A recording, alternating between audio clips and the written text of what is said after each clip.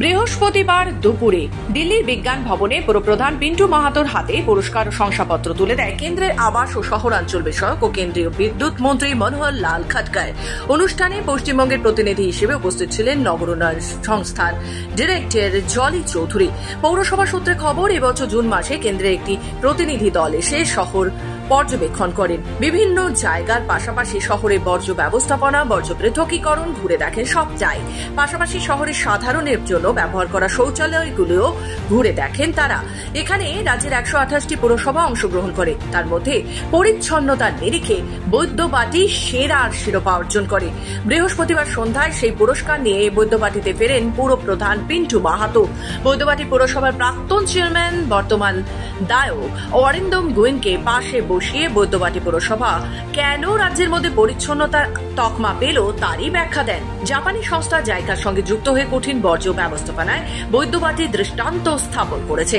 হুগলি জেলার আরো 7টি পুরসভা এই ব্যবস্থাপনার মধ্যে সংযুক্ত। পচনশীল ও অপচনশীল বর্জ্য আলাদা করা, সংগ্রহ করে বর্জ্য ব্যবস্থাপনার মাধ্যমে রিসাইকেল করা, সবটাই হচ্ছে জাপানি টেকনোলজিতে। শহর পরিচ্ছন্ন রাখার জন্য এছাড়া ব্যবস্থা করা হয়েছে গাড়ি, জঞ্জাল সংগ্রহের জন্য গাড়ি কেনা হয়েছে।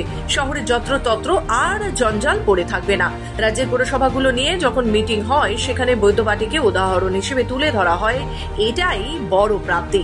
অরিন্দম গোয়েন জানান, যে ভালো ফলাফল করে সে আরো ভালো ফল করতে চায়, তাই এই চেষ্টায় থাকবো আমরা।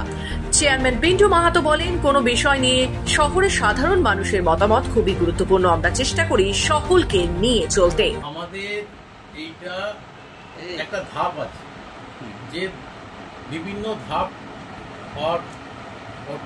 অতিক্রান্ত করার পর তারপরে জিপিএস এ অ্যাপ্লাই করতে হয়। জিপিএস 1, জিপিএস 3, জিপিএস 5, জিপিএস 7, ধাপে ধাপে এইগুলো হয়।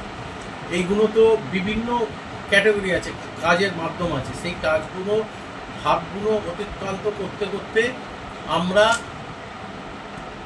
জিপিএস 1 অ্যাপ্লাই, জিপিএস 3 করেছিলাম।